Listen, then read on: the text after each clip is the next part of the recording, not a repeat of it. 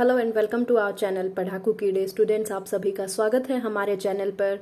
तो स्टूडेंट्स, मैं आपको बता दूं, इस वीडियो में हम डिस्कस करेंगे ग्रेविटेशन चैप्टर जो आपका क्लास 9th की साइंस में दिया हुआ है। और इस पर्टिकुलर वीडियो में हम डिस्कस करने वाले हैं thrust, buoyancy, density, relative density और तमाम टॉपिक्स। तो स्टूडेंट्स, अगर आप चैनल पर पहली बार विजिट कर रहे हैं तो प्लीज़ चैनल को सब्सक्राइब कर लें और बेल आइकन ज़रूर प्रेस करें ताकि आगे आने वाले नोटिफिकेशंस आपको टाइम टू टाइम मिलते रहें। And kindly like and share the channel. And students, this is gonna be part 3rd of this chapter gravitation. तो students, इससे पहले ऑलरेडी हमारे 2 पार्ट्स बन चुके हैं। आपने अगर नहीं देखे तो आप पहले वो पार्ट्स ज़रूर देख के आए, तभी आपको चीज़ें ज़्यादा क्लियर होंगी। तो आइए शुरू करते हैं। तो सबसे पहले देखते हैं स्टूडेंट्स थ्रस्ट और प्रेशर के बारे में कि थ्रस्ट और प्रेशर होते क्या हैं। सिंपल भाषा में देखें तो थ्रस्ट एक काइंड ऑफ फोर्स है। Thrust is a kind of force which acts in a particular direction, जो एक दिशा में लगे, और वो डायरेक्शन क्या होगी? दैट इज परपेंडिकुलर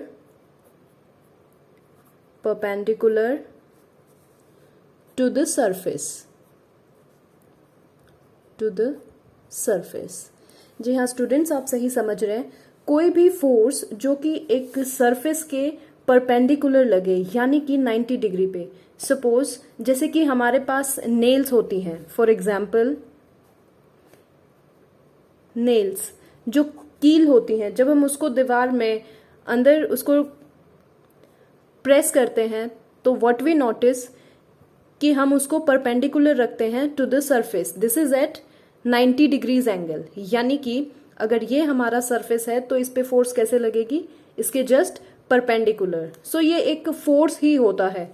थ्रस्ट को बहुत बार हम सब कंफ्यूज कर लेते हैं कि thrust equal to pressure, but नहीं, थ्रस्ट एक फोर्स ही होता है और वो एक पर्टिकुलर सरफेस के परपेंडिकुलर डायरेक्शन में लगता है। This is its definition. और इस फोर्स को हम क्या बोलते हैं?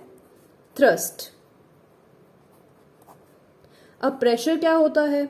जी हाँ, जैसे कि हम हमेशा से ही पढ़ते आ रहे हैं, लाइक फ्रॉम स्मॉलर क्लासेस, कि pressure is equal to force per unit area, right. और फोर्स हमारे इस केस में क्या है? जो कि 90 डिग्री काम करती है, यानी कि pressure is equal to thrust acting per unit area. अब आप मुझे बताइए कि एक केस हम लेते हैं जहां पे हमने एक नेल ली है और हमें उसको दीवार में गाड़ना है। दूसरा हमने केस कंसिडर किया कि एक कैमल है, यानी ऊंट, और उसके पांव गद्देदार होते हैं, एंड वी नो कि वो रेगिस्तान में अच्छे से चल पाता है, राइट। तो आप मुझे बताइए, ये है नेल का सरफेस जो कि एक पॉइंट सरफेस होता है, और ये है करीब कैमल के फीट जो काफी सरफेस घेरे हुए हैं। तो हमारे पास प्रेशर क्या होता है? Thrust upon area. अब यहां पे एरिया स्मॉल है तो प्रेशर कितना लगेगा? ज्यादा। और ये जैसे कैमल के फीट हमने लिए, यहां पे एरिया कितना है? एनलार्ज्ड एरिया है, बड़ा एरिया कवर किया है फीट ने, तो यहां पे प्रेशर कितना लगेगा? लेस।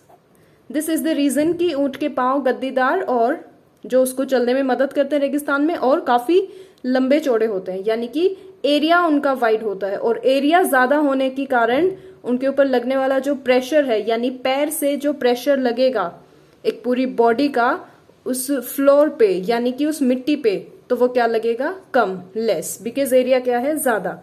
यहां पे हम कह सकते हैं कि प्रेशर इनवर्सली प्रोपोर्शनल है एरिया के। तो स्टूडेंट्स, आप मुझे बताइए कि जो हमारे पास थ्रस्ट है, इस थ्रस्ट की एसआई यूनिट क्या होगी? वेरी गुड, क्योंकि थ्रस्ट एक टाइप का क्या है? फोर्स, और फोर्स की एसआई यूनिट क्या होती है? न्यूटन। तो थ्रस्ट को हम कैसे मेजर करते हैं? न्यूटन में। तो प्रेशर की एसआई यूनिट क्या हुई? न्यूटन पर मीटर स्क्वायर। इतना क्लियर हुआ, आई होप। और एक इंपॉर्टेंट पॉइंट, जैसे कि प्रेशर की एसआई यूनिट मैंने अभी आपको बताई, न्यूटन पर मीटर स्क्वायर, इसको हमने दूसरा नाम भी दिया है पास्कल। यानी कि प्रेशर को पास्कल में मेजर करते हैं, जिसका सिंबल होता है PA। Right. This is an honour of a great scientist Blaise Pascal, ये उन्हीं के ऑनर में नाम रखा गया है। सो अगर आपसे पूछा जाए कि पास्कल किसकी यूनिट है, pascal is the SI unit of pressure. अब आप मुझे बताइए कि ये हमने एक क्यूबॉइड कंसिडर किया,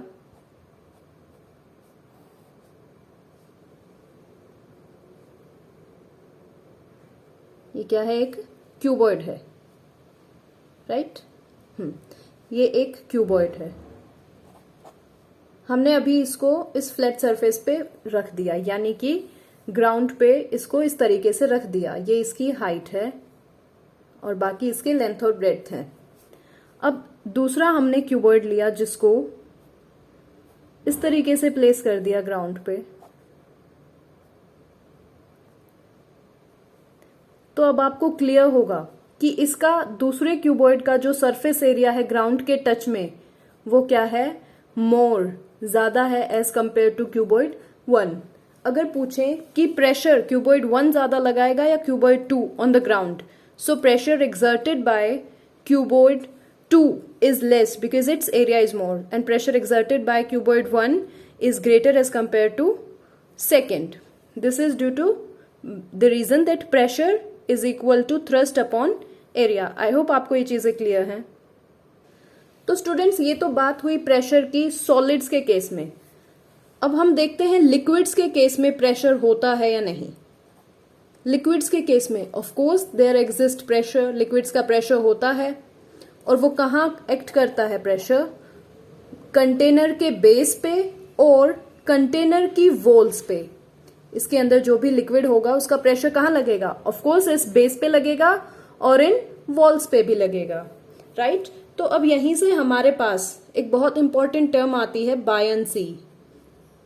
what is buoyancy? So buoyancy एक टाइप का प्रेशर होता है जो कि लिक्विड एक्सर्ट करता है कोई भी ऑब्जेक्ट जब उसके अंदर डुबोया जाता है। फॉर एग्जाम्पल ये हमने वाटर लिया इस कंटेनर में और हमने एक पत्थर को डुबोना शुरू किया, वो भी एक स्ट्रिंग पे हमने एक पत्थर को बांध दिया और इसमें डुबोना शुरू किया। तो हमें क्या नोटिस होगा कि जैसे ही पत्थर कंप्लीटली इस पानी के अंदर इमर्स होगा तो उसका जो वेट हमें फील होता था पहले वो अब लेसर फील होगा, यानी कि कम फील होगा। ऐसा क्यों हुआ? पहले अगर इस स्टोन को हम देखें जो कि एक स्ट्रिंग से हमने लटका दिया है, इस पत्थर के ऊपर पहले कौन सा वेट लगता था नीचे की डायरेक्शन में? ऑफ कोर्स जो इसका मास है वो मल्टीप्लाइड बाय ग्रेविटी, यानी कि इसके ऊपर लगता था कौन सा फोर्स, ग्रेविटेशनल फोर्स, जो हम पहले पढ़ चुके हैं। And gravitational force is equal to m into G. लेकिन जैसे ही इसको पानी में डुबोया, पानी ने क्या किया, इसके ऊपर एक अपवर्ड फोर्स लगाया, यानी कि बायंसी अप्लाई की।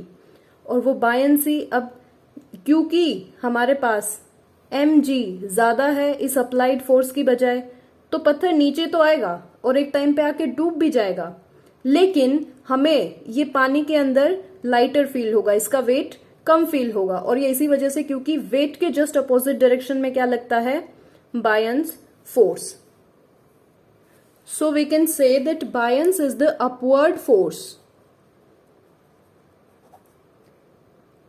Upward force exerted by water on any object जो कि इसके अंदर इमर्स की जाती है। और बायंट फोर्स, इस फोर्स का एक दूसरा नाम भी है जिसको हम अपथ्रस्ट बोल देते हैं, अपथ्रस्ट या फिर बायंट फोर्स। अगर आपसे डायरेक्शन पूछ ली जाए बायंट फोर्स की तो हमेशा होती है ग्रेविटेशनल फोर्स की डायरेक्शन के जस्ट अपोजिट, यानी कि अपवर्ड डायरेक्शन। अब स्टूडेंट्स एक और अच्छा सा एग्जाम्पल लेते हैं। आपने अक्सर देखा होगा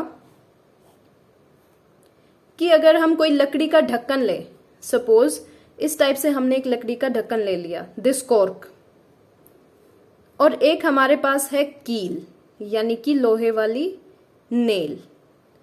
इन दोनों को ही हमने इस पानी में छोड़ दिया तो हम क्या नोटिस करेंगे, जो कील है आयरन नेल वो तो क्या होगी, सरफेस पे आ जाएगी, लेकिन ये जो वुडन कॉर्क है ये क्या करेगी, इस सरफेस पे, वाटर सरफेस पे फ्लो करेगी, तैरना शुरू कर देगी। ऐसा क्यों हुआ? तो स्टूडेंट्स ऐसा इसलिए हुआ क्योंकि पानी है, पानी की अपनी एक डेंसिटी है। डेंसिटी मतलब मास पर unit volume, this is density. क्योंकि आयरन की यानी कि नेल की डेंसिटी, आयरन की डेंसिटी पानी की डेंसिटी से ज्यादा है। Density of nail is greater than density of water. तो ये क्या किया, डूब गया, सिंक हो गया। लेकिन ये जो वुडन कॉर्क है हमारे पास, density of wooden cork is less than the density of water, इसलिए ये क्या किया, फ्लोट कर गया। So here is the concept of density, कि आपकी कौन सी चीजें फ्लो करेंगी पानी के ऊपर और कौन सी सेटल डाउन हो जाएंगी। This depends on density comparative to the density of water. अब किसी भी ऑब्जेक्ट की डेंसिटी अगर पानी की डेंसिटी से कंपेयर कर दी जाए तो उसको रिलेटिव डेंसिटी का नाम देते हैं। रिलेटिव डेंसिटी, किसी भी ऑब्जेक्ट की डेंसिटी को अगर हम, यानी कि density of any object compared to the density of water is known as relative density. Alright students, I hope आपको इतना क्लियर है। अब ध्यान से समझना, ये बहुत इंपॉर्टेंट टॉपिक है। हमने क्या किया, एक पत्थर लिया और स्प्रिंग तो आप सबने देखा होगा, हाँ, तो हमने क्या किया, इस स्प्रिंग से पत्थर को कनेक्ट कर दिया।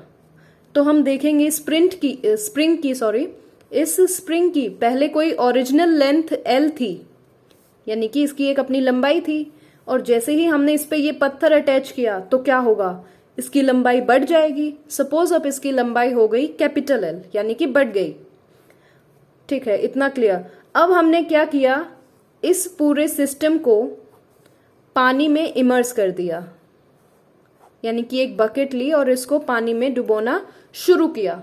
अब हम नोटिस करेंगे कि जैसे ही, suppose this is water level in this bucket, जैसे ही ये स्टोन आधा इमर्स होगा और ये इससे स्प्रिंग अटैच्ड है, तो हमें क्या फील होगा कि इस स्प्रिंग की लेंथ में, जो कि अब कैपिटल L बन चुकी थी, गिरावट आनी शुरू हो गई। यानी कि क्या हम ये समझें कि ये जो स्टोन है ये हल्का हो गया, लाइटर। क्यों? क्योंकि पहले जो लेंथ L हुई थी इस नेचुरल स्प्रिंग की, इलोंगेट होके वो क्या कर रही है, अब डिक्रीज होना शुरू हो गई। और वो डिक्रीज कैसे हो सकती है, जब इस पत्थर का वेट कम हो, यानी इस पत्थर का भार कम हो। लेकिन नहीं, ऐसा नहीं होता, पत्थर is again the same stone. तो फिर ऐसा क्यों हुआ? ऐसा इसलिए हुआ कि पानी इस स्टोन के ऊपर एक फोर्स लगाता है, जिसको हमने क्या नाम दिया है, बायंट फोर्स। और ये हमेशा ही काम करता है हर ऑब्जेक्ट के ऊपर जो भी पानी के अंदर डुबोया जाता है या फिर किसी भी लिक्विड के अंदर डुबोया जाता है, नॉट नेसेसरीली वाटर। अब इस सिचुएशन में हमें दो चीजें ऑब्जर्व होंगी। नंबर फर्स्ट, जैसे ही स्टोन डूबना शुरू होता है, यानी कि कंप्लीटली इमर्ज नहीं हुआ, स्टोन अभी क्या है, पार्शियली इमर्स्ड है, पार्शियली इमर्स्ड इन वाटर, तो हम क्या देखते हैं कि वेट जो कि हमें फील होता है इस पत्थर का, वो क्या होगा, घट रहा है, कंटिन्यूअसली डिक्रीजिंग। जैसे जैसे पत्थर और ज्यादा पानी के अंदर इमर्स होगा वैसे वैसे हमें फील होगा कि वेट कंटिन्यूअसली डिक्रीज हो रहा है। और दूसरी चीज हमने क्या ऑब्जर्व की कि वेट कांस्टेंट हो जाएगा once the stone gets completely immersed. जैसे ये पत्थर पूरा पानी के अंदर डूब गया तो हम क्या देखते हैं कि अब इस स्टोन का वेट क्या है, कांस्टेंट हो गया। यानी कि अब डिपेंड नहीं करता कि ये पत्थर कंप्लीटली पानी की सरफेस की जस्ट नीचे है या फिर कहीं मिड में आ गया। अब हमें इस स्टोन का वेट सेम लगेगा। अब देखते हैं ऐसा क्यों। तो हमारे साइंटिस्ट रहे हैं आर्किमेडीज। इन्होंने बताया कि when a body is immersed fully or partially in a fluid, it experiences an upward force. जब भी किसी बॉडी को हम या तो कंप्लीटली या फिर हो सकता है आंशिक रूप से पार्शियली किसी भी फ्लूइड में डिप करें, इमर्स करें, डुबोएं, तो उसके ऊपर क्या होगा, हमेशा एक अपवर्ड फोर्स काम करेगा। और इन्होंने इस फोर्स की मेजरमेंट भी दी कि ये फोर्स कितना होगा। This upward force will be equal to the weight of the fluid displaced, यानी कि कितना फ्लूइड इस ऑब्जेक्ट ने डिस्प्लेस किया है, उतना वो कितना डिस्प्लेस करेगा कोई भी object, that is equal to the weight of itself. यानी कि अगर हम एक हैवियर स्टोन लें और एक छोटा स्टोन लें, तो अपवर्ड फोर्स कौन से स्टोन पे ज्यादा लगेगी? ऑब्वियसली हैवियर स्टोन पे अपवर्ड फोर्स ज्यादा लगेगी। क्यों? क्योंकि इसने फ्लूइड डिस्प्लेस कितना किया है, fluid displaced is more comparative to this one because weight of this stone is greater। तो स्टूडेंट्स, यही हमारा आर्किमेडीज प्रिंसिपल है कि whenever a body is immersed fully or partially in a fluid, it experiences an upward force, right? And this upward force is equal to the weight of the fluid displaced. और इस upward force की क्या value होती है हमारे पास, जितना भी fluid displace हुआ है that is equal to the weight and that must be equal to the upward force. So I hope students आपको आज के टॉपिक्स क्लियर हो गए होंगे। लेकिन आपको कोई भी डाउट आता है किसी भी न्यूमेरिकल में लेके या थ्योरी पोर्शन में लेके, you can definitely comment me, I would definitely make your problem sorted out. आप अपनी पढ़ाई का ध्यान रखिए and take care of your health as well. और हाँ, चैनल को सब्सक्राइब जरूर करिए if you are a first viewer और you are watching our channel for the first time. Please do subscribe the channel, like and share the videos. Thank you so much, take care of your health.